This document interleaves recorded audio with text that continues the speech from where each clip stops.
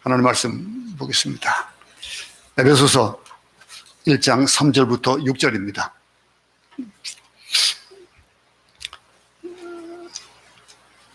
다 같이 한 목소리로 합독하겠습니다. 3절부터 6절까지 시작.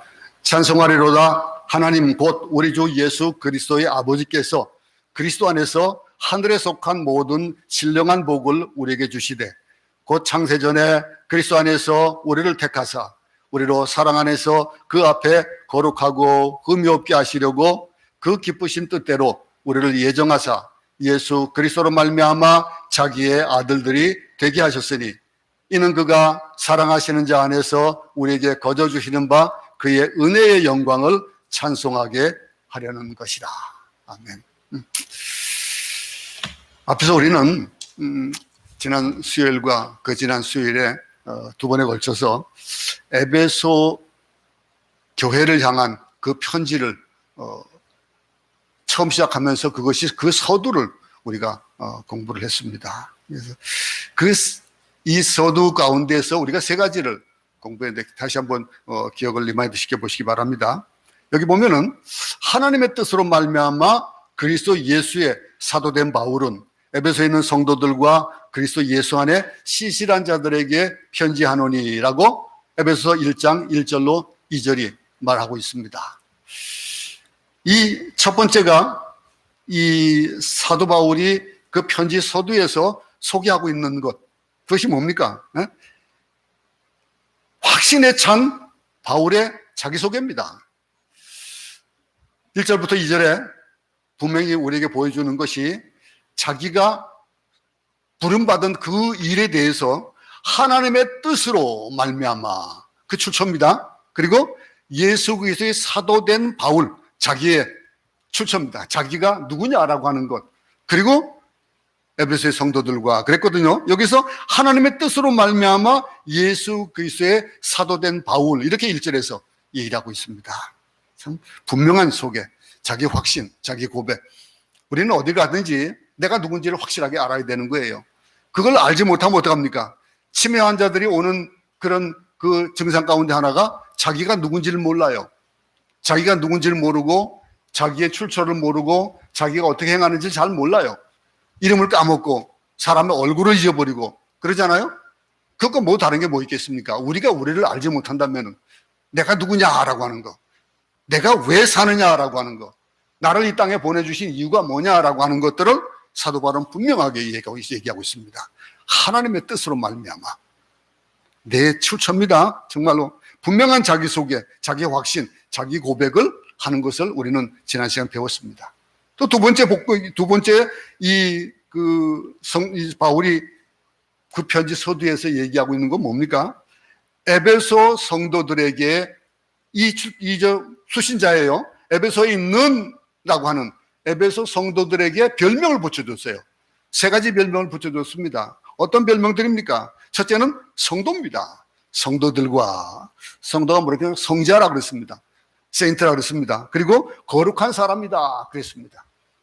이 에베소 교회들이 이 사도 바울이 일컫는 그들을 칭하는 것이 에베소 교인들이 뭐냐면 사도예요. 그리고 그들이 누굽니까? 성도예요. 성자예요. 거룩한 사람이에요. 여러분들은 누굽니까? 여러분들을 향해서 나는 누구냐라고 얘기할 때 자신 있게 얘기할 수 있어야 된다 그랬습니다. 성도 그러면은 예 맞는데 성자 그러면 조금 고개를 갸우뚱할 수밖에 없었다고 지난 시간에 공부했잖아요. 그 이름을 보면서 우리는 어떤 사람입니까? 성자요, 성도요, 거룩한 사람이라는 이런 별명이 있고 또 두 번째 별명이 뭡니까? 두 번째는 그들을 가리켜 가지고 신실한 자들이라고 그랬습니다. 그런 거룩한 자들이고 그들이 성자고 성도라면은 그렇다면 그들이 삶 가운데서 어떤 삶이 나타나야 되는지를 설명해 주고 있어요. 그게 뭡니까? 신실한 자들이다 그랬습니다. 그리고 또 세 번째 이 에베소 성도들을 일컫는 그 별칭이 뭡니까? 그리스도 안에 있는 사람들, 예수 안에. 에베소에서 이 안에라는 그 말이 굉장히 많이 나온다고 그랬죠. 이 그리스도 안에 있는 사람, 예수 믿는 사람의 모습, 성격 이런 것들을 규정시켜 주는 거예요. 이게 사도 바울이 얘기하고 있던 겁니다. 이걸 공부했습니다. 특별히 우리가 성도라고 할 때 그리스도 안에 있는 사람들은 누구냐라고 하는 것을 우리 로마서 공부할 때 로마서 6장에 나타나는 그리스도와 연합된 자들, 그리스도와 연합된, 그리스도의 성품을 닮은 그리스도 안에 사는 사람이다. 여러분들은 살면서 누구와 살고 있습니까? 내가 내 자리를 차지하고 앉아서 예수님은 그냥 내려가 앉아 계시는 그런 일들이 얼마나 많습니까? 그런데 이 그리스도 안에 있는 사람은 누굽니까? 예수의 성품을 닮아서 그 안에 사는 사람이니 어떻습니까? 그 삶 자체가 나타나야 되는 거예요. 나를 통해서 예수가 나타나야 되고 내 언행을 모든 것을 통해 가지고 나타나야 되는 거예요. 그리고 세 번째 또 바울이 에베소에 있는 성도들에게 인사말을 하고 있잖아요. 그 뭡니까? 무슨 인사를 했습니까? 은혜와 평강이 너에게 있을지어다. 23절에 보세요. 교회는 그의 몸이니 만물 안에서 만물을 충만하게 하시는 이의 충만함이니라. 하나님 우리 아버지와 주 예수 그리스도로조차 은혜와 평강이 너에게 있을지어다. 그랬습니다. 은혜와 평강. 이 은혜와 평강은 단순한 그냥 인사말이 아니에요. 그냥 바울이 고백했던 이 일이 그 신앙의 핵심에서 그 삶 자체에서 우러나는 얘기예요. 이 은혜와 평강이라는 것. 은혜를 받아보지 못한 사람은 이 신실함을 모릅니다. 진실된 그 은혜와 그 평강에 대한 걸 몰라요. 예수가 없는 사람은 날마다 불안할 수밖에 없고 예수가 중심이 되지 않고 내가 중심이 되는 사람은 날마다 괴로울 수밖에 없는 거예요. 평강이 있을 수가 없어요. 근데 이 바울은 이 두 단어를 선택해가지고 축복을 하고 있습니다. 은혜라고 할 때 그것은 뭡니까? 은혜를 받는다라고 하는 건 뭐라고 얘기할 수 있을까요? 지난 시간에 공부하면서 뭐라 그랬습니까? 믿음의 시작이다 그랬습니다. 믿음의 시작. 은혜를 받는 것이 믿음의 시작이에요. 은혜를 안 받았다 그러면 믿음의 시작에 들어서지 않았다라고 볼 수도 있는 거예요. 은혜가 없는 예수 그리스도가 나를 구원했다라고 하는 그 은혜에 대한 감격이 없으면은 그러면 믿음의 시작이 되어지지 않았다라고 생각할 수 있는 거예요. 그만큼 중요한 단어입니다. 그리고 평강이라 할 때, 평강 그럴 때 예수 그리스도께서 내 안에 오시고 내가 구원받은 자로서의 확실한 그 확신이 있으면은 우리 마음 가운데 불안이 있을 수가 없어요. 존재할 수가 없어요. 평안이 있어야 되는 거예요. 그게 믿음의 끝이라고 볼 수 있는 거예요. 이 은혜와 평강이라고 하는 것, 그리스도의 믿음으로 말미암아 의롭게 되어진다라고 하는 게 참 은혜거든요. 그 은혜라고 한다면은 예수 그리스도의 은혜를 소유한 사람이 죽을 때까지 천국 갈 때까지 소유하게 되는 것이 뭡니까? 그 마지막 결론은 뭐예요? 평화예요. 평강이에요. 여러분 평강하십니까? 평안하십니까? 우리는 사는 것이 참 힘든 때에 우리나라 사람들에게 인사법이 뭐였습니까? 아침이라 그러면 안녕히 주무셨습니까? 예요. 응? 그 나라의 삶을 제대로 알지 못해서 불안했기 때문에 안녕히 주무셨습니까? 그랬습니다. 근데 이 유대인들은 인사가 뭡니까? 피스예요. 샬롬이에요. 응? 평강이 넘치는 그런 삶. 그들의 중심이 하나님이 계시기 때문에 그런 거잖아요. 우리의 삶이 그런 거예요. 이제 오늘은 이 위대한 사도 바울이 이제 무슨 편지를 이렇게 서두에 써놓고 얘기를 하냐는 거예요. 그건 우리는 이제 공부하게 될 겁니다. 이 편지의 내용에 들어가기 전에 먼저 바울이 마음속에 가슴속 깊이 가지고 있었던 중요한 생각 하나를 우리는 끄집어낼 그 필요가 있습니다. 에베소뿐 아니라 바울이 편지를 쓸 때마다 그 마음속에 그 편지를 받는 대상에 대한 그 편지에서도 보면은 수신자에 대한 얘기들을 나오죠. 그죠? 수신자에 대한 얘기 하는데 그 중요한 세상이 있어요. 생각이 어떤 생각을 먼저 가지고 있나 모든 서신서에 보면요. 중심되는 게 뭐냐면 교회예요. 교회. 교회라는 단어가 딱 나와야 교회가 아니고 그거 가지고 일반적으로 이 우리가 생각하는 그 교회라는 개념을 내려놓고 지금 생각해야 되는 거예요. 그 교회 그럼 뭡니까? 우리가 생각하는 교회는 뭡니까?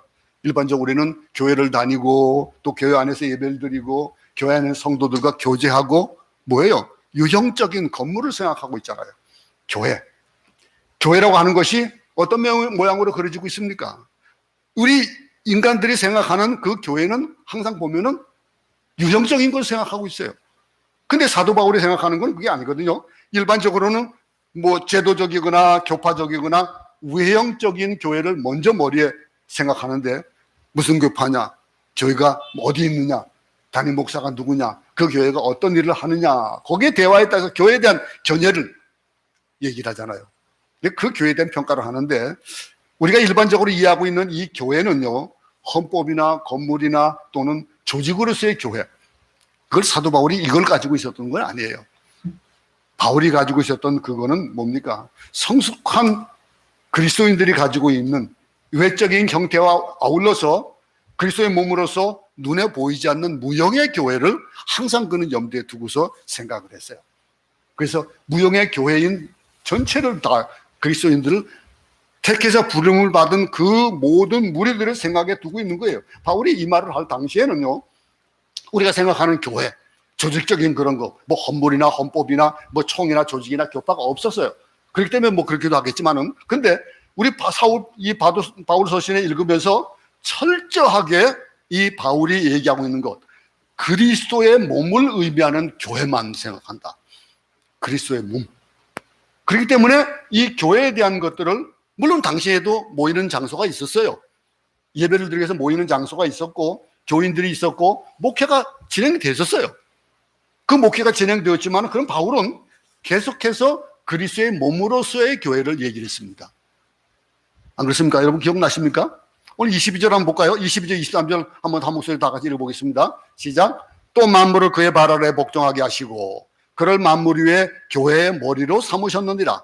교회는 그의 몸이니 만물 안에서 만물을 충만하게 하시는 이의 충만함이라. 하나님 우리 아버지와 주 예수 그리스도로조차 은혜와 평강이 너에게 있을지어다. 만물을 충만케 하시는 자의 충만이니라. 이 교회에 해당하는 단어는 우리가 잘 아는 에클레시아예요. 그죠?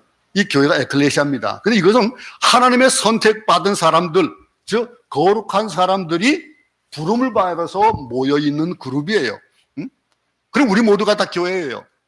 어떤 유형적인 것이 아니고 외형적인 것이 아니고 그리스도 안에서 새롭게 지음받은 사람들의 모임을 얘기하는 거거든요. 그게 사도 바울이 가지고 있었던 개념이에요. 항상 편지를 쓸 때마다. 그러니 어느 한 사람보다도, 그래서 당시에는 서신이 오게 되면 그거를 회람을 합니다. 각 믿는 자들끼리 다 모여서 회람을 하고 합니다. 이 바울의 경우는요, 하나님으로부터 부름을 받은 거룩한 집단들을 요약해가지고 1장 1절 2절에서는 뭐라고 했습니까? 성도 그랬습니까? 믿음 있는 신실한 사람들 그랬습니다. 그리고 그리스도와 연합한 자들이 모여있는 곳, 그 한 사람 한 사람을 가리켜서 교회라고 하고 있는 겁니다. 우리가, 그러니 다른 말로 하면 뭡니까? 우리가 교회예요. 내가 교회입니다. 그래서 이 교회를 얘기할 때에 사도 바울이 뭐라고 예를 듭니까? 몸이라고 합니다. 바디라고 합니다. 몸이라는 말을 표현하는데 바울은 교회에 대해서 은유적인 표현을 좀 자주 썼거든요. 그것이 이제 첫 번째 몸에 대한 거고, 그 다음에 신부라고 그랬습니다. 신부라고도 그러고, 그리고 모퉁이 돌, 또 그런 거 하면은 뭐라 했습니까? 포도나무와 가지, 여러 가지 표현이 있잖아요. 그리고 또 가족에 빗대가지고도 얘기를 했었습니다. 근데 오늘 살아가는 우리가 제도적인 교회의 개념을 우리는 세례받아 왔어요. 그래서 교회 가자라고 하는데, 우리 교회로서의 그 개념부터 먼저 바꾸는 것이 에베소 편지 내용을 공부하면서 가지고 있어야 되는, 배경으로 가져야 되는 기본이에요. 자, 봅시다. 교회의 타락은 뭘까요? 그러면 교회가 타락한다 그러면 본질이 타락하는 거거든요. 교회가 지탄받는 이유가 뭡니까? 그 한 사람 한 사람이 제대로 역할을 못하기 때문에 전체가 다 욕을 먹는 거예요. 그 교회가. 그러니 외형적인 조직만 강조하다 보면은 교회는 타락할 수밖에 없어요. 교회의 바른 정신, 그런 교회의 바른 모습, 이런 것들을 점점 더 잃어가고 있는 겁니다. 사도 바울은 예수 그리스도가 누구냐에 대해서 설명하면서 그러면서 뭐라고 얘기했습니까? 몸의 비유를 썼는데, 여러 사람들이 모여있는 집단을 뭐라고 했습니까? 몸이라고 했습니다. 우리 몸인데, 그러면 그 몸의 중심이 되는 것이 어딥니까? 그 몸을 움직이는 건 뭐예요? 브레인이에요. 머리예요. 이 몸의 머리가 예수 그리스도다, 이렇게 설명을 했어요. 사도 바울은 항상 이 개념을 가지고 얘기를 했습니다. 그러니 성도 한 사람 한 사람이 누군가에 대해서는 그 몸을 형성하고 있는 각 지체들이라고 그랬습니다. 그래서 사도 바울이 각 지체들을 얘기할 때 우리 각자를 얘기하고 항상 그곳에는 중심은 예수 그리스도예요. 그분이 머리예요. 응? 각 지체가 다 다르지만은 성령 안에서 하나가 되어지는 것, 이게 바울의 얘기예요. 이 바울의 하나 되어진, 이게 겸손과 사랑의 띠를 띠고 그리스도께서 원하시는 대로 움직이는, 머리가 생각하는 대로 움직이는 것이, 그게 교회라는 거예요. 인정하십니까, 여러분? 이것이 정립이 되지 않으면요, 우리 신앙생활이 흔들릴 수밖에 없어요. 그냥 외형적인 교회를 보고 그러다 보니까 사람을 보게 되고, 그리고 의지하는 것이 다른 곳에 의지하게 되는 거예요. 그러면 천국의 그림자가 나타날 수가 없는 거죠. 나 각자가 어떻게 가져야 되느냐, 이런 생각에서부터 이 오늘 편지의 내용을 하나씩 우리가 그 해석해 나갈 때에 바울이 의도하는 그 편지의 뜻을 잘 이해하게 되는 거예요. 자, 3절부터 6절에 대해서 이제 다시 공부하겠습니다. 본문을 다시 한번 보겠습니다. 찬송하리로다. 하나님 곧 우리 주 예수 그리스도의 아버지께서 그리스도 안에서 하늘에 속한 모든 신령한 복을 우리에게 주시되, 그랬습니다. 이 앞에 서로 보세요. 그리스도 예수께서 그리스도 안에서 하늘에 속한 모든 신령한 복, 이 얘기하고 있는데, 원래 원문에는요, 오늘 이게 3절부터 6절까지로 이렇게 딱 끊어져 있는 것이 아니고, 원래 원문에는 3절부터 14절까지 쭉 이어져 있습니다. 원문에는 이 우리 저 성경에 이렇게 딱딱 끊겨져 있지만은 이게 단순하게 몇 절로 끝나는 게 아니에요. 이 일을 설명하면서 14절까지가 한 문장이에요. 긴 문장입니다. 우리 한국말은 끝까지 들어봐야 된다 그러잖아요. 네? 말이 설명되어지는 것들, 어떤 분을 보면요, 얘기를 하고 있으면요, 결론이 안 나와요. 막 몇 시간이 걸려가지고 얘기하는 사람도 있어요. 네? 우리 성도한테 그런 분이 한번 있었기 때문에 잘 알고 있어요. 그런데 이 문장도 그래요. 이 문장이 형용사나 부사들로 모두 막수식이 되어 있는 거예요. 만약에 이거를 한번 외운다, 3절부터 14절을 외운다면 외우기가 참 힘들 거예요. 어떤 이 설명이 딱딱 잘라지는 것이 아니고 참 까다로워요. 마침표가 없이 그냥 전부 쉼표로 되어 있어요. 그리고 우리가 성경을 읽을 때도 어떻게 읽습니까? 찬송하리로다. 하나님 곧 우리 주 예수 그리스도의 아버지께서, 이렇게 딱딱딱 끊어서 읽으면은 이해가 되잖아요. 근데 이 일들이 쉼표이다. 근데 이 외우기 까다롭고 하지만은, 근데 그 구절에 집중해 보면요, 중요한 뜻이 내포가 되어 있습니다. 3절 다시 한번 다 같이 한 목소리 읽어보겠습니다. 시작.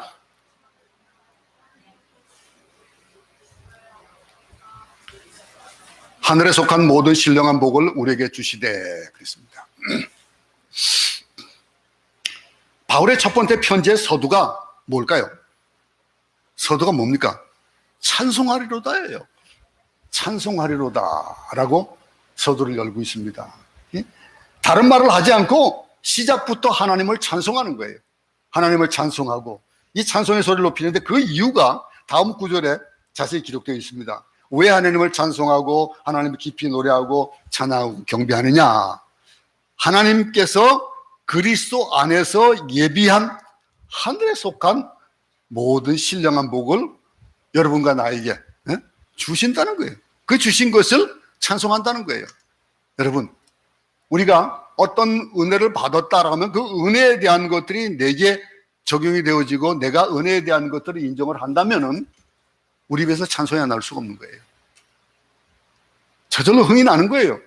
저절로 콧노래가 나는 거예요. 찬송하지 않을 수 없고 찬송할 수밖에 없기 때문에 기독교의 첫 페이지가 찬송이에요. 오늘 본문의 첫 페이지, 첫 인사말이 찬송입니다. 이게 시작이에요. 창세기 어떻게 시작됩니까? 태초에 하나님이 천지를 창조하시니라 그랬습니다. 창조하셨습니다. 그 선언에서부터 시작하거든요. 하나님 어디 계시냐? 하나님 누구시냐? 하나님은 존재하시느냐? 존재하지 않으시냐? 이걸 설명하고 있지 않아요. 딱 처음이 뭐예요? 하나님께서 천지를 창조하셨다. 못을 밖으로 시작하는 겁니다. 이 천지를 창조하셨다는 확실한 선언부터 시작하고, 그 복음을 가진 그리스도인은, 예수를 만난 그리스도인은, 하늘에 속한 신령한 복을 경험한 그리스도인은, 또 구원을 경험한 그리스도인은 그의 첫 시작이 뭐가 되어질 것이냐라고 하는 거예요. 내 속에 평강이 넘치면은, 내 속에 은혜의 삶이 넘치면은 찬송 안 할 수가 없고 저절로 나오는 거예요. 기쁨이 찬송이 나오게 돼 있어요. 콧노래가 나오게 돼 있어요. 한번 보세요. 여러분들의 삶 속에서 찬송이 얼마나 있느냐, 콧노래가 얼마나 있느냐 한번 생각해 보세요. 거기에 따라 가지고 지금 내 형편들을 아마 대원해 볼 수 있을 거예요. 이 찬송하느냐 얼마나 하느냐에 따라 가지고.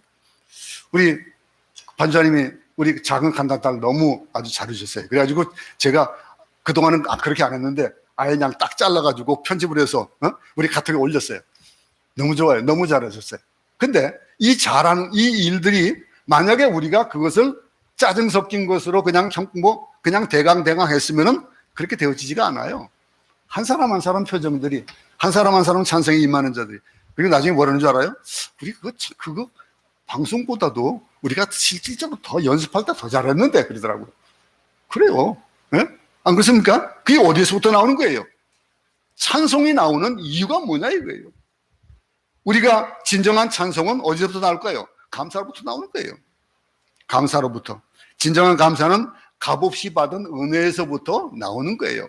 값을 주고 은혜를 받았다면은 그럼 그 값을 치렀으니까 감사하면서 들어가죠. 있을 수가 없어요. 그것이 그렇게 크게 나타날 수가 없는 거예요. 그런데 거저 받은 은혜, 하나님으로부터 진정한 은혜를 받지 못한 사람은 진정한 감사의 눈물을 흘릴 수가 없는 거예요. 진정한 구원의 감사와 감격의 눈물이 없는 사람은 찬송을 부를 이유가 없습니다. 여러분, 진정한 감사가요, 어디서 나올까요? 물질적인 것에서 나올까요? 아니요. 물질적인 것에서 나오지 않습니다. 그건 정신적이고 영적인 것에서 나오는 거예요. 참, 어떤 사람들은 물질이 부유한데도 불구하고, 세상적인 것이 부유한데도 불구하고 항상 불안하고 짜증이 있는 사람인가 하면은 받은 거는 적은데 많지 않은데 날마다 감사하고 눈물을 흘리고 감격하고 그런 사람들이 있어요. 나는 어느 편에 있는가 한번 보시기 바랍니다.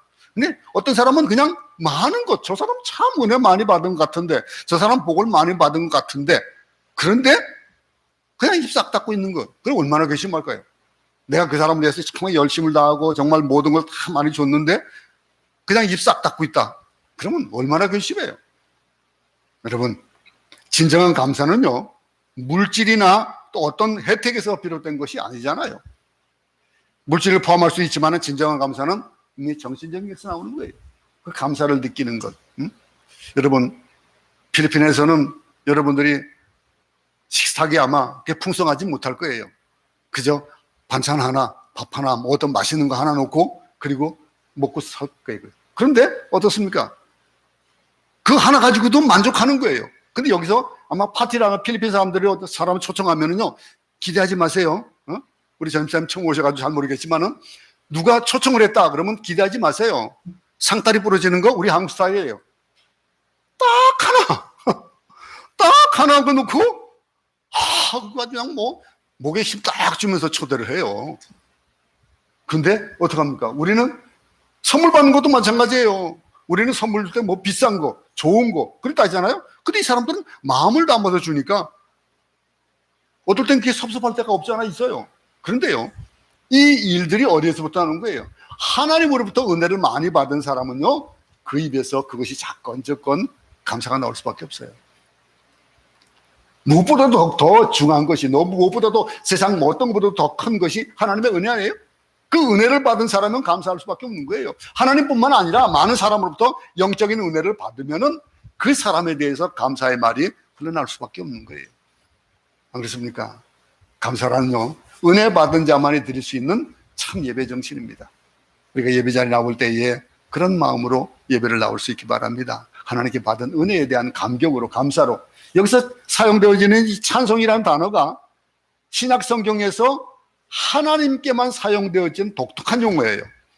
이 용어가, 원어가요, 올로게토스라는 말인데, 이 말은 하나님께 올려드리는 찬송, 그때만 사용하는 단어거든요.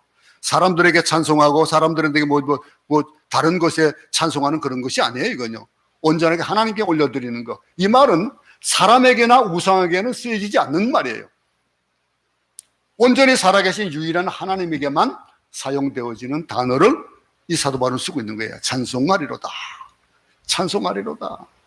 밤에 자다가 어? 일어나가지고 여러분들 눈물 흘리고 감사해 본 적 있습니까? 잠자다가 깨어가지고 무슨 곡을 하는지 모르겠지만 막 찬양을 하면서 그러면서 여러분들 일하면서 나도 모르게 콧노래 막 흘러나온 적 얼마나 있습니까? 저는요 참 처음 은혜 받았을 때에 막 한 달 동안 그 찬송만 정말로 막 목이 새도록 불러본 적이 있었어요. 청년 때에 물론 이제 청년 때도 교회를 뭐 가끔 나오고 했었습니다마서도 정말 하나님을 만나고 나서 그리고 나서 감격이 얼마나 이제 찬송 여러분 그런 찬송 불러본 경험이 있죠. 여러분들 18번 근데 18번이 바뀌죠, 그죠? 근데 은혜 받았던 그 찬송 첫 찬송을 잊어버리지 못한 나 같은 죄인 살리신 그 찬송이 정말로 저에게는요 이게 내가 죄인이라는 것을 깨닫고 나니까 이 찬송이 그리고 또 왜 주 예수 대문 밖에 그것도 있고요. 그리고 또 주 달려 죽은 십자가 이런 찬송들이 몇 가지가 있어요. 처음 예수를 만났을 때의 그 찬송들. 당시 가장 좋아하던 찬송 중에 한 가지가 또 주 달려 죽은 십자가예요. 십자가 튼튼히 붙잡고 제가 십자가 튼튼히 붙잡고를 얼마나 불렀던지 우리 하나가 어릴 때 딴 가사를 몰라요. 그냥 십자가 튼튼히 붙잡고 그것만 알아요. 그랬었어요. 이 가시면류관 쓰시고 두 손에 못 박겠다는 그 찬송이 너무 좋아서 한 달 동안 목이 새도록 불러본 적이 있어요. 여러분 제가 첫 은혜를 받았을 때 제게 오셔서 피 묻은 손으로 그 사랑을 보여주셨던 그 주님의 찬송, 그 주님의 그 은혜 여러분들에게 어떤 은혜가 있습니까? 어떤 은혜에 대한 감격이 있어요? 없다면은 한번 주님께 한번 간절하게 간구해 보세요. 그럼 여러분 저절로 그 은혜가 깨달아지면은 그 찬송이 생기게 돼 있어요. 나도 모르게 흘러나와요. 내가 가사를 안 외웠어도 나오게 되어 있어요. 저절로 우리가 교회 나와서 나도 모르게 찬송하던 그 찬송이 내 것이 되어가지고 나오게 되어 있어요. 설교 준비하면서 좀 제가 회개를 좀 했습니다. 여러분도 아다시피 제가 초창기에는 교회에서 제가 기타 반주하면서 예배 찬송을 드렸잖아요. 그죠? 예배를 수요일 날 특별히 기타 찬송으로 반주하고 그랬는데 언제부턴가 제가 저희 집에 기타가 줄이 음이 안 맞아요. 자꾸 틀어주고 기타가 이만큼 휘었어요. 이렇게 그걸 풀어놓고 해야 돼. 매일 쓸 때는 풀고 잠그고 풀고 잠그고 했었기 때문에 기타가 참 상태가 좋았는데 참 소리가 참 좋았습니다. 이 예배를 준비하면서 쳐보니까 이 손이 얼마나 아픈지 이 딱 막 그냥 굳어가지고 굳은 사람 손으로 이렇게 벗겨도 안 아프고 그랬었는데 언제부턴가 이렇게 눈물을 흘리면서 기타 치면서 찬송하던 그 찬송이 없어졌어요. 그리고 제가 지난번 여러분들에게 설교하면서 고백했던 얘기 있습니다. 제 속에 화가 있더라 그랬습니다. 이 목사가 할 일이에요? 목사가 가져야 될 일입니까? 내가 어떻게 하다 보니까 이게 화가 있는, 아니 목사가 화가 있다면 이거는 관계상 내려와야 되는 거예요. 제 아내한테도 그런 얘기를 했었습니다. 눈물 흘리면서 찬송을 불렀던 그 감격이 살아있어야 되지 않겠어요? 매일매일의 삶이 이 눈물의 찬송이 없는 걸 보니까 내 마음의 감격이 적어졌구나, 무뎌졌구나라고 하는 걸 깨달았습니다. 여러분 영적으로 육적으로 아주 공고했을 때 밤에 회개의 눈물을 흘렸던 그런 눈물을 흘리면서 찬송했던 그 찬송들, 어떨 때는 나 주를 멀리 떠났다 찬송을 하는데 이거는 찬송 지금까지는요 그 찬송이 우리 성도들만 하는 찬송인 줄 알았어요. 예수 안 믿고 예수 안 믿다가 예수 믿는 사람 처음 믿고 오는 사람이 부르는 찬송인 줄 알았어요. 근데 이게 목사가 부를 찬송이 있더라고요. 목사가 부를 찬송이라는 것, 나 주를 멀리 떠났다 이제 옵니다. 이런 찬송이 우리에게 계속 나오면서 그러면서 하나님의 은혜가 감격으로 나와야 되는 거예요. 제가 깨닫는 사실은요, 사람들이 의식을 가지고 예수님을 초청하는데 실질적으로 의식 너머의 무의식 속에서는요 주님을 초청하지 않는다는 사실이에요. 찬송을 부르고 예수님 먼저 초청합니다 그러면서도 의식적으로 그렇게 하는데 무의식적으로는 아무 의미가 없는, 예수님이 나와는 아무 의미가 없는 그런 경우가 얼마나 많은지 몰라요.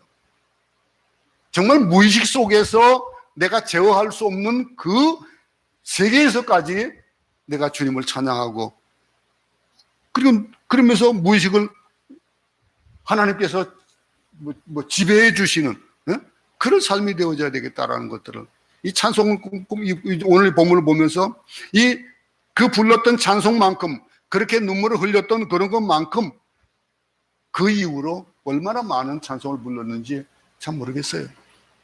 기타가 녹이 나고 손이 그냥 풀어져 가지고 한 곡도 안 쳤는데 손이 아플 정도가 되고, 기타를 치는 시간들이 없어지고.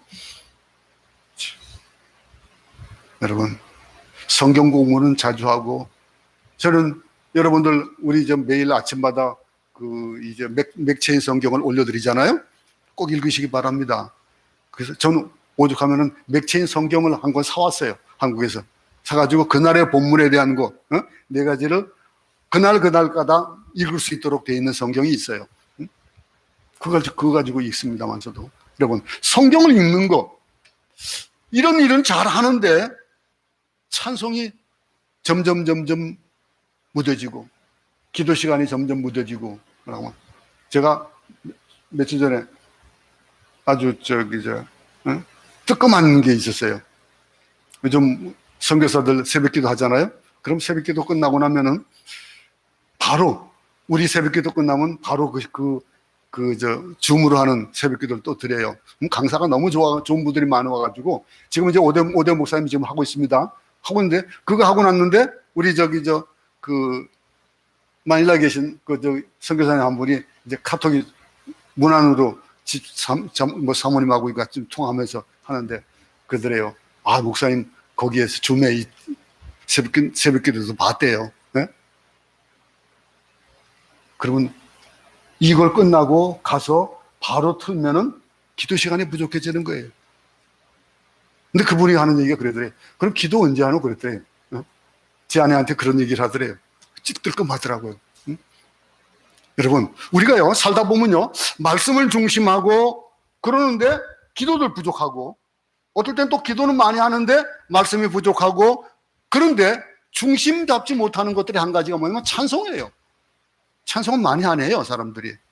찬양을 많이 안 하고 그저 기도만 영적인 것 같고, 그냥 찬송만 영적인 것 같고, 그 영적인 것에만, 그런 데만 매달릴 경우가 얼마나 많은지 몰라요. 여러분, 감동적인 찬송의 부재와 함께 발견하는 것이 또 있는 거예요. 기도도 마찬가지지만은 우리는 찬송이라는 것에 대해서 좀 얘기를 해보면요, 저 찬송이 생각나는 사람이 한 사람이 있어요. 제가 청년 때에 불광동에 살았습니다. 그런데 그때 당시에 제가 출석하던 교회가 이제 통합교회다 보니까 거기서 어떤 집회를 하는데 영락기도원이 수일에 있었거든요. 거기에서 기도하는데 거기 참 기도원이 좀 좋더라고요. 근데 거기를 가는데 가면은 한 사람을 만나요. 꼭 기도하면서 꼭 한 사람 만나는데, 어떤 여집사님이 찬송을 하는데 내 주의 보혈은 정하고 하는 그 찬송 있잖아요. 그걸 얼마나 1절부터 4절까지 하는 거예요. 그러면 그 찬송이 완전히 도취되어지고 정말 은혜를 받고 했던 일들이 정말로 지금도 기억이 나는 거예요. 여러분 가운데서 찬송이 은혜 받은 자의 부를 수 있는 하늘의 그런 노래이기 때문에 바울이 먼저 오늘 얘기하고 있는 거, 찬송하리로다 라고 하는 이 의미를 다시 한번 생각해 볼 수 있기 바랍니다. 첫 번째로 우리가 적용해 보아야 될 것들이, 나는 얼마나 찬송을 하느냐, 그 찬송의 중함을 우리는 얼마나 가지고 있느냐를 생각해 볼 수 있기 바랍니다. 오늘 이후로 찬송이 많아질 수 있기 바랍니다. 하나님을 찬양하는 찬양이 많기 바랍니다. 신앙의 척도는 찬송입니다. 입술에서 감사와 찬송이 나오는 사람은요, 성령 충만하지 않을 수 없어요. 성령 충만해지는 거예요. 근데 성령 충만하지 않은 사람은 그 입에서 자신도 모르게 찬송이 점점 사라져 간다는 거예요. 감사도 사라지고 기도도 사라지고. 오늘 이 사도 바울이 신령한 복 때문에 찬송하리로다 라고 바울은 감사의 찬송을 먼저 하고 있습니다. 왜 그렇습니까? 다음 구절을 보면요, 하나님께서 예비하신 신령한 복을 깨닫고 감사하고 찬송하기 시작했다라고 있습니다. 하늘에 속한 모든 신령한 복을 우리에게 주시되, 곧 창세전에 그리스도 안에서 우리를 택하사 우리로 사랑 안에서 그 앞에 거룩하고 흠이 없게 하시려고. 여러분, 신령한 복, 신령한 복을 느꼈다 그랬는데, 여러분 신령한 복이 뭘까요? 신령한 복, 그가 경험했던 그 복, 신령한 복이 그 영혼을 치기 시작하는데, 이 신령한 복은요, 우리가 복하면 뭐가 생각납니까? 세상적인 복이 생각나는 거예요. 물질을 많이 받고 건강해지고 무슨 모든 것들이 잘 되고 하는 이런 복들. 신령한 복은요, 욕심과 정욕의 만족이 아닙니다. 그 만족에서 오는 복이 아니에요. 어떤 사탄의 달콤한 유혹에 빠져넘어갈 수 있는 그런 건덕지가 되어지는 그런 복이 아니에요. 복이 아니에요. 신령한 복이라고 하는 것은 오늘 성경에 보듯이 그리스도 안에 감추어진 것이다 그랬습니다. 그리스도 안에, 그리스도 안에서 하늘에 속한 것이고 구원받은 성도들, 그리스도와 연합된 사람들, 그리스도의 몸으로서 교회가 누릴 특권이고, 그리고 축복이라고 하는 것. 이 찬송의 이유가 신령한 복에 대한 깨달음 때문이라는데, 이 신령한 복이 뭐냐라고 하는 거. 이 신령의, 다시 요약을 해본다면요, 하늘에 속한 것이요 그리스도 안에 있는 것, 이게 신령한 복이에요. 그죠?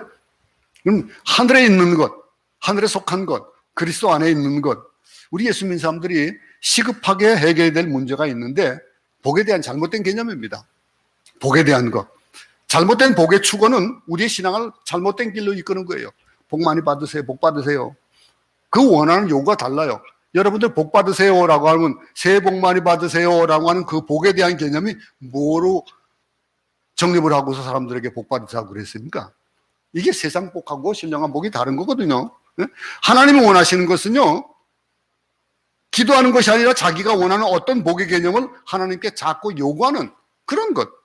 하나님의 뜻에 순종하는 것이 아니라 내 뜻을 하나님께 강요하는 것이, 그것이 우리의 복일 수가 있어요. 오늘 이어서 또 말씀 한번 읽어보겠습니다. 시편 1장 1절 한번 읽어보겠습니다. 다 같이 한번 읽습니다. 시작. 복 있는 사람은 악인들의 꾀를 따르지 아니하며 죄인들의 길에 서지 아니하며 오만한 자들의 자리에 앉지 아니하고 오직 여호와의 율법을 즐거워하여 그의 율법을 주하로 묵상하는도다 하겠습니다. 또 이어서 시편 32편 보겠습니다. 허물의 사함을 받고 자신의 죄가 가려진 자는 복이 있도다 그랬습니다. 그리고 이어서 마태복음 5장을 보면은 복에 대한 얘기들이 많이 나와요. 그죠? 마음이 가난한 자, 온유한 자, 의에 줄이고 목마른 자, 그들은 복이 있다 그랬습니다. 여러분, 이게 참된 복이라고 성경은 우리에게 가르쳐주고 있는 거예요. 지금 이 시간부터 우리는 우리의 복의 개념을 바꿔야, 그래야 그 신령한 복이 내 것이 되어지고, 그 신령한 복이 내 것이 되어진 그 신령한 복을 가지고 우리는 하나님께 찬송을 하게 되는 거라는 거예요. 여러분, 에베소서에서 뭐라고 말합니까? 하늘에 속한 그리스도 안에 있는 신령한 복이 이미 창세전에 우리에게 주어졌다. 그렇기 때문에 그것을 누리고, 그것을 믿고, 그것을 영접하고, 그리고 오늘 내가 살고 있는 이 현실 속에서 그것을 활용하고, 그 활용함으로 말미암아, 적용함으로 말미암아 진짜 복받은 사람으로서 남들이 부러워할 수밖에 없는 거예요. 그게 안 되어지니까 예수 믿는 사람과 예수 안 믿는 사람들이 구별되지 않고 똑같은 거예요. 신령한 복을 추구하고, 성경이 말하는 이 복을 우리는 우리의 복의 개념으로 만들 수 있기 바랍니다. 이게 복을 강조하는 것이 세상에서 얘기하는 오래 사는 거, 뭐 승진하는 거, 월급 받는 많은 거, 이것도 복이죠. 근데 그런 것들은요, 부차적인 것들이에요. 우리가 가지고 신령한 복을 가지고 있으면은 그것들은 그냥 따라오는 거예요. 모든 세상에서 형통하게 사는 것, 죄악된 세상에서, 불의가 관영한 세상에서 형통하게 산다? 그건 문제 있는 거 아니에요? 당연히 문제 있는 거 아니겠어요? 불의한 곳에서 형통하다라고 하는 건 불의와 편승한다는 얘기거든요. 그리고 이 불의한 세상에서 이 형통하지 못한다 할지라도 우리가 가져야 될 신령한 복, 그것이 그리스도 안에서, 우리 주 예수 그리스도의 아버지께서 그리스도 안에서 우리에게 주어진 그 신령한 복을 우리에게 주시되 그랬습니다. 여기 한번 3절 한번 보세요. 우리 주 예수의 아버지께서 그리스도 안에서 하늘에 속한 모든 신령한 복으로 우리에게 뭘 주시되? 우리에게 복을 주시되 그랬습니다. 여기 이 주시되라는 말, 복 주시되라고 하는 부분이 has blessed입니다. 이 말은 뭐예요? 과거형이에요. 이 시제를 보면요, 벌써 주어진 것이에요. 복이 주은, 창세전에 하나님께서 창세전부터 예수 그리스도 안에서 하늘에 속한 모든 신령한 복을 예비해 주셨고 이미 주셨다라고 하는 거예요. 여러분 한번 찾아보세요. 여러분들 주머니에, 여러분 뭐 어디에 신령한 복이 있는지 한번 찾아보세요. 내 삶 속에서 그것이 보여져야 되는 거예요. 이걸 얘기하는 거예요. 이 새로 주실 것이라는 것이 아니라 이미 주셨다라고 하는 거예요. 이미 주신 것을 우리는 깨닫지 못하니까 어떻게, 여러분들, 저는 그래도 조금 이 전자기기에 좀 능한 사람이에요. 뭐 컴퓨터를 일찍 했었기 때문에 그렇게 하지만 이 나이에 그래도 남들보다 조금 더 누릴 줄 알아요. 사람들에게 얘기하는 것이 전 뭐냐면요, 왜 못 누리냐 이거예요. 누려보라, 이거 똑같이 주어진 건데. 어떤 사람들은 전화를 해도 꼭 전화만 알고 카톡만 할 줄 아는 사람들이 있는가 하면은 그것을 뭐 응용을 잘하는 사람들이 있어요. 어떤 분들은 그 그림 그리는 것도 패드 가지고 잘 그리고 합니다. 제가 지금 이 본문 이거 PPT 만들면서도 다 제가 하잖아요. 그럼 즐거워요. 이런 걸 누릴 줄 알아야 되는데 그것을 누리지 못한다라고 하는 것들은, 신령한 복이 우리에게 주어졌는데 우리는 근심하고 걱정하고 날마다 괴롭게 산다면은 그거는 그 복을 모르는 거예요. 가지고 있는데 모른다. 얼마나 불쌍한 겁니까? 신령한 복을 내가 가지고 있는데, 가난한 것이 복일 수도 있어요. 가난한 것이, 어려움을 겪는 것이 복일 수도 있고 심지어 죽는 것이 복일 수도 있어요. 여러분, 에베소서에는요, 자로 잰 것 같이 아주 기가 막히게 그 문장과 말씀들이 구성이 되어 있습니다. 보세요. 성도라는 말, 하나님께 속한 사람들이란 말, 하나님께 연합된 사람들, 그리스도와 연합된 사람들, 신실한 믿음이 있는 사람들, 이 모든 것들, 이렇게 부를 수 있는 집단이 뭐라고요? 그 집단이 교회라는 겁니다. 교회. 내가 교회고 우리 모두가 교회라는 거예요. 하나님의 부름받은 거룩한 사람들의 집단, 즉 교회가 지금 찬송하고 있는 겁니다. 하나님께 할렐루야, 영광을 돌리는 그 찬송. 오늘 여기 본문에 이제 쭉 이어져서 나오는 것들이 있습니다. 신령한 복이 이미 주어진 것이고 하늘에 속한 것으로서 그 복을 얘기하는 그 내용이 세 가지로 쭉 이야기 되는 것이 4절에 보면은 우리를 택하사, 선택입니다. 또 그리스도로 말미암아 자기 아들들이 되게 하셨다, 이 구속입니다. 그리고 사랑하는 자 안에서 우리에게 거저 주신 바 그 은혜의 영광을 찬송하게 한다라고 하는 이 기업이 주어진, 상속되어진 이 모든 것들, 이 세 가지 신령한 복의 내용에 이제 사도 바울이 얘기하고 있는 겁니다. 다음 시간 또 계속 이어서 보도록 하겠습니다. 기도하겠습니다. 하나님 아버지, 우리에게 주어진 이 신령한 복 깨닫지 못하고 참 살아간다는 것 얼마나 불행한 일이겠습니까? 우리에게 주어진 복인데 이 신령한 복을 가지고 살면서 우리의 입술에 찬양이 떨어지고 우리가 하나님을 기뻐하고 즐거워하는 그 성도에서 온전한 본분이 되어지는 것들, 당연히 주어지는 것들, 당연히 되어지는 것들, 이 찬양이 우리 입에서 멀어졌다면은 다시 한번 우리 모두가 깨달아서 우리에게 주어진 이 신령한 복을 찬양하며 하나님 앞에 영광 돌리는 삶이 우리 삶 가운데 나타나도록 주님 도와 주시옵소서. 예수님 이름으로 기도드렸습니다. 아멘. 주기도로 예배를 마치겠습니다. 하늘에 계신 우리 아버지여, 이름이 거룩히 여김을 받으시오며 나라에 임하옵시며 뜻이 하늘에서 이룬 것 같이 땅에서도 이루어지이다. 오늘 우리에게 일용할 양식을 주옵시고 우리가 우리에게 죄 지은 자를 사하여 준 것 같이 우리 죄를 사하여 주옵시고 우리를 시험에 들게 하지 마옵시며 다만 악에서 구하옵소서. 나라와 권세와 영광이 아버지께 영원히 있사옵나이다. 아멘. 예배를 마쳤습니다.